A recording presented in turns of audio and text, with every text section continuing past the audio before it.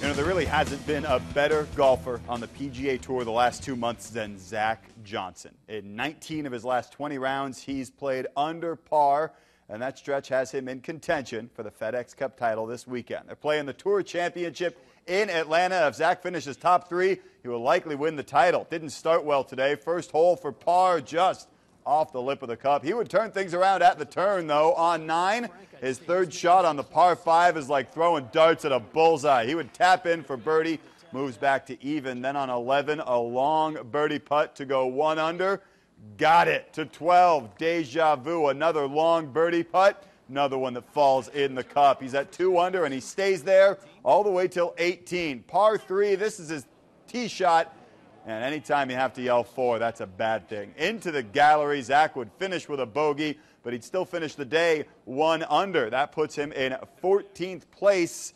He is 5 strokes behind leader Heinrich Stenson. Adam Scott is in second at 5 under. A night for the diehards. Still to come, the big plays that the fans who stuck out a lightning delay got to see as Kennedy and seniors squared off at Kingston. That's coming up. Plus, our Ed Thomas Coach of the Week on the Fox 28 News at 9.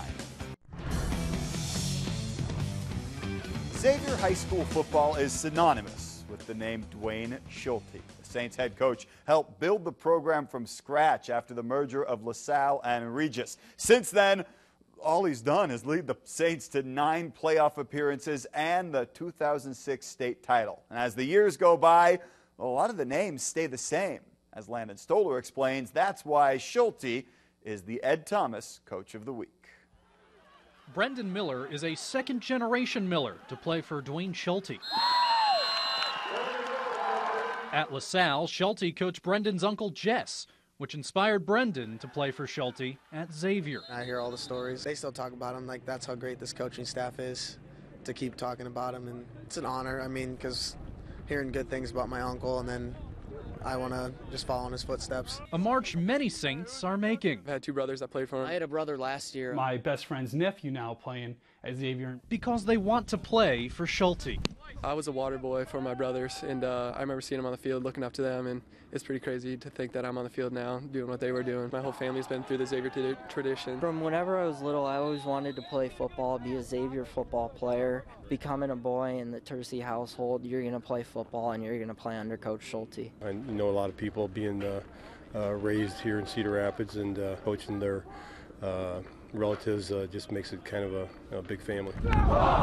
One the Saints make sure continues to grow. I have a daughter. Some of my friends have sons, but they're only like 1 or 2 years old. They hope that in 15 years they're able to play for Coach Schulte. They're already setting aside money for private school. I have a little brother, too, that I'm going to hope that he sticks with football as well and he comes through just for the experience with Coach Schulte. It's Coach Schulte. It's my family. That family has been growing now for 20 years, and as humbling as it is to have these kids want to play for him, Coach Schulte did admit it's making him feel old. You're not old, Coach, but you are the Ed Thomas Coach of the Week. In Cedar Rapids, Landon Stoller, Fox 28 Sports. Thank you very much, Landon. Hey, that storm that rolled through Cedar Rapids this evening almost cost us a great football game. Cedar Rapids Kennedy and Dubuque Senior were delayed more than an hour by lightning and rain. When they got it going, though, they played some good foosball. Early on, it's Dubuque Senior going to the air. The pass complete to Sam Yeager, and he makes a couple guys miss and scampers all the way down to the 30-yard line. The drive would stall, though, after that, mainly because Kennedy's D was tough. On the swing pass, Prince Colley and Terrence Hall sniff it out, drop the Rams for a loss. Guy lost his helmet on that tackle. Kennedy offense going old school. That was the triple I formation, and it pays off. Logan Guido scores from 5 yards out. Right now, they are in the third quarter. Kennedy with a 12-2 lead over the Rams. Earlier today, some players from the Cedar Rapids Jefferson football team spent some time at Truman Elementary School teaching kids about the importance of physical fitness. The Jayhawks spent the whole day at the school working with the kids from grades K through 5, showing them how fun it can be. Yeah, make that tackle to stay in shape through football. For the players, sharing their love of the sport with the younger generation is special. I have always been a person about fitness, and I like seeing other people get involved in athletic things and just have a good time doing it. I like seeing the smile on the kids' faces. Basically, it's just something I love to do.